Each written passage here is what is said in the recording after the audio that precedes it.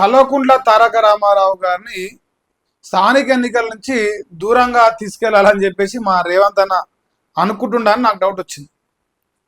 So Revanth Reddy గారి యొక్క వ్యవహార శైలి, రేవంత్ రెడ్డి యొక్క ప్రభుత్వ వైఖరి చూస్తూ ఉంటే ఎప్పుడు ఎన్నికలు వస్తే అప్పుడు బీఆర్ఎస్ పార్టీ పైన ఏదో ఒక కుట్ర జరుగుతూ ఉంటుంది. అది మనం డే 1 నుంచి కూడా చూస్తూ ఉన్నాం. మరి ఇప్పుడు ఫార్ములా ఈ రేసు కేసు అనేది గవర్నర్ గారు మరి సంతకం పెట్టిరంట, విచారణ చేయమని. మరి రేవంత్ అన్న విచారణ షురూ చేస్తాడు. విచారణ పేరుతోని ఈ స్థానిక ఎన్నికలు రేపో మాపో నోటిఫికేషన్ అంటారు. రేపు 11 తారీఖు రోజు విషయం బయటపడిపోతుంది అంటారు. ఆ ఎన్నికలు దగ్గరకు వస్తూ ఉన్న కొద్దీ కాంగ్రెస్ పార్టీకి వెన్నులో వణుకు పుడతాను. అంటే మనం ఏం అభివృద్ధి చేయలే, ప్రజలకు ఇచ్చిన ఏ గ్యారంటీలు అమలు చేయలే. సో ప్రజలు మనకు ఓటేసే పరిస్థితులు లేరు. సో ప్రజలు మనకు ఓటేసే పరిస్థితులు లేరు కాబట్టి మనం ఇప్పుడు ఏం చేద్దామంటే బీఆర్ఎస్ పార్టీలో ప్రధానంగా ఇప్పుడు కేసీఆర్ అంతో ఇంతో ప్రత్యక్ష రాజకీయాలకు దూరంగా ఉన్నాడు. హరీష్ రావు మీద ఆల్రెడీ కల్వకుంట్ల కవితతో అటాక్ మొదలు పెట్టినాము. ఆయన కూడా డిఫెన్స్ లో పడిపోయిండు. ఇక ఇప్పుడు బీఆర్ఎస్ పార్టీ అగ్రనాయకుల్లో ఎవరైనా ఖాళీగా మనం వదిలేసిన తలకాయ ఎవరిదంటే అది కేటీఆర్ ఒక్కడే. సో ఇప్పుడు కేటీఆర్ని ఒక్కరిని మనం రాజకీయంగా అణిచేయగలిగితే ఈ స్థానిక ఎన్నికల్లో ఇక బీఆర్ఎస్ పార్టీ పైన, బీజేపీ పార్టీ పైన దుమ్మెత్తిపోసి ప్రజలకు 6 హామీలు నెరవేర్చకుండా నమ్మించి ప్రజలు మోసం చేసి అయినా సరే మరొకసారి స్థానిక ఎన్నికల్లో గెలవచ్చు అనే ఒక దృఢమైన సంకల్పంతో రేవంత్ రెడ్డి కదులుతా ఉన్నట్టు కనిపిస్తుంది. సో అందుకే టైటిల్ అదే పెట్టిన. సో కేటీఆర్ను తప్పించాలి అనే ఒక ప్రయత్నం జరుగుతుందా అనేది నా డౌట్. వ్యవహార శైలి చూస్తూ ఉంటే కూడా తప్పించాలని ఒక ప్రయత్నం చాలా పకడ్బందీగా చేస్తున్నట్టుగా అనిపిస్తూ ఉంది. మరి వాళ్ళ ఆస్థాన మీడియా మొత్తం ఇలా ఇదే వార్తను కవర్ చేస్తూ ఉంది. ఈయన ఆయన ఏం లేదు. సో అందరూ ఇదే వార్తలో చాలా బిజీగా రాసుకొస్తారు. ఇంకో ఒకసారి చూడండి. కేటీఆర్ విచారణకు గవర్నరు ఓకే చెప్పిండు. ఫార్ములా ఈ కేసులో ప్రాసిక్యూషన్ కు ఎట్టకేలకు అనుమతి లభించింది. ఛార్జ్ షీట్ దాఖలు చేసేందుకు ఏసీబీ ఏర్పాట్లు చేసింది. అది ఇప్పుడు ఏసీబీ ఏర్పాటు చేసింది. అలా అవకతవకలు 55 కోట్లు అంటారు. ఆ 55 కోట్ల లావాదేవీల పంచాయతీ ఏసీబీ చూసుకుంటుంది. మరి గవర్నర్ గారు సంతకం పెట్టింది. అసలు గవర్నర్ సంతకమే లేకపోయినా నువ్వు చేయదలుచుకుంటే నువ్వు చేయొచ్చు, నీ దగ్గర దమ్ము లేదు అనేది జనాలకు అర్థమైంది. ఎందుకంటే కేసీఆర్ ఏమన్నా అడిగి చేసిండా నిన్ను అరెస్టు? కేసీఆర్ ఏమన్నా నిన్ను అడిగి అరెస్ట్ చేసిండా? కేటీఆర్ ఏమన్నా నిన్ను అడిగి అరెస్ట్ చేసిండా? సో నువ్వు ఆడలేక పదవినట్టు వాళ్ళ మీద ఆరోపణలు చేస్తూ ఆ ఆరోపణలకు ఆధారాలు చూపించే దమ్ము లేక నువ్వు కాళేశ్వరం విషయంలో కానీ, ఫోన్ ట్యాపింగ్లో కానీ, ఇలాంటి ఫార్ములా ఈరియస్ కానీ ఇంకా ఏదైనా కానీ సో 24 గంటలు రాజకీయ లబ్ధి కోసమే తప్ప నిజంగా చిత్తశుద్ధితోని కేటీఆర్, కేసీఆర్, బీఆర్ఎస్ పార్టీ నాయకుల తప్పేందో రుజువు చేసి వాళ్ళని జైల్లో పెట్టే దమ్ము మనకు లేకపోయా. ఎంతసేపు వాళ్ళని డ్యామేజ్ చేద్దామా, రాజకీయం చేద్దామా, ఓట్లు రాగానే వాళ్ళని అరెస్ట్ పేరుతోని డ్రామాలు ఆడదామా, ఈ ప్రయత్నాల్లో బిజీగా ఉన్నాడు. మరి ఇప్పుడు రేపో మాపో స్థానిక ఎన్నికలు దగ్గర పడుతున్నాయి కాబట్టి ఈ ఫార్ములా ఈ రేసు కేసులో కేటీఆర్ను అరెస్ట్ చేసి కేటీఆర్ను జైల్లో పెట్టి మనం ఏమన్నా ఎన్నికలు చేసుకొని బయటపడాలి, బీఆర్ఎస్ పార్టీకి ఎన్నికలకు ఒక ఫేస్ లేకుండా చేయాలని ఒక ప్రోగ్రామ్ అయినా జరుగుతుందా? నాకైతే డౌట్ ఉన్నది, అందుకే అడుగుతా ఉన్నా. సో మీ వ్యవహార శైలి చూస్తుంటే కూడా అదే డౌట్ వస్తుంది ప్రజలకు కూడా. ఇంకా కేటీఆర్ A1గా నిరుడున్నాడ. డిసెంబర్ 19న కేసు పెట్టిరు. ఈ ఏడాది జనవరి 9న, జూన్ 16న ప్రశ్నించిన ఏసీబీ మొత్తం 10 మందిపై అభియోగాలు పెట్టింది.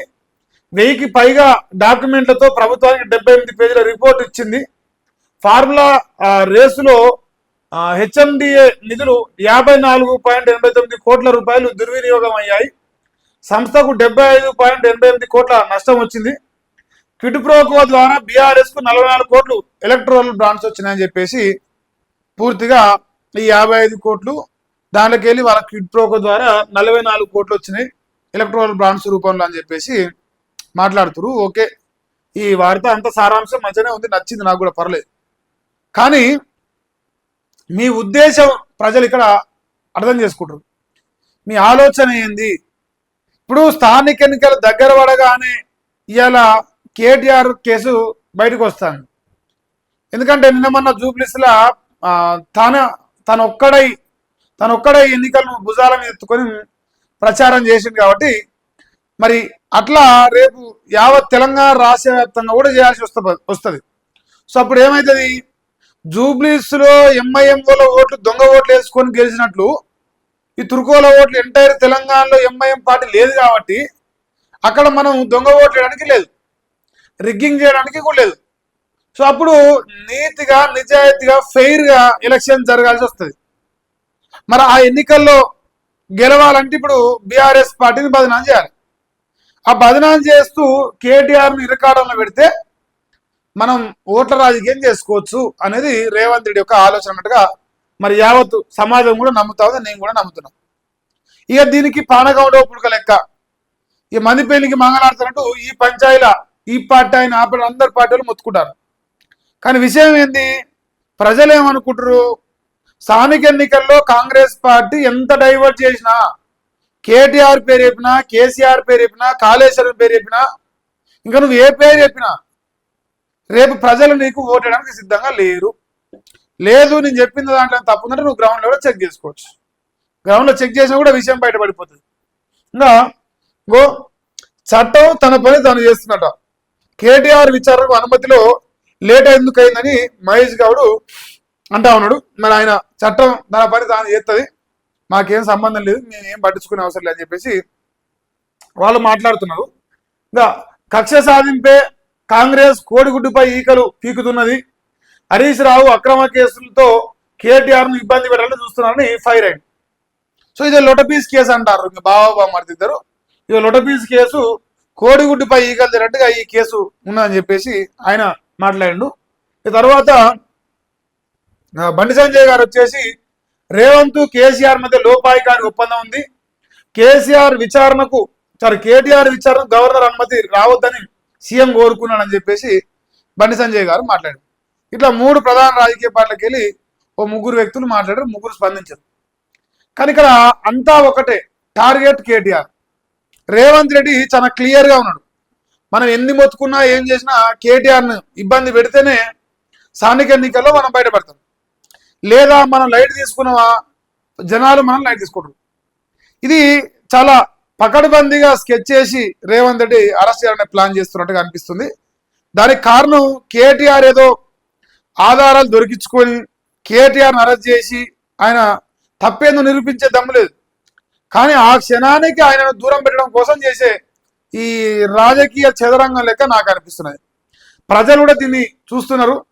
ప్రజలు కూడా రేవంత్ రెడ్డి ఎట్లా బిహేవ్ చేస్తుండు, ఎన్నికలు రాగానే ఎట్లా ఉంటాడు, ఎన్నికలు రాగానే ఎట్లా పథకాలు వస్తున్నాయి, ఎన్నికలు రాగానే ఈ రాష్ట్రంలో ఏ రకంగా అభివృద్ధి జరుగుతుంది, ఇవన్నీ చూస్తున్నారు. ఇంకోటి ఫిరాయింపు ఎమ్మెల్యేలు 10 మంది ఎవరైతే ఉన్నారో రేపో మాపో వాళ్ళపైన కూడా వేటు పడే అవకాశం కనిపిస్తుంది. ఆ వేటు పడితే ఆ 10 నియోజకవర్గాల్లో కూడా ఎన్నికలు వస్తాయి, ఉప ఎన్నికలు వస్తాయి. సో ఇట్లా ఏడివైనా ఈ ఎన్నికల రసవత్తమ రాజకీయం మొదలు కాబోతుంది.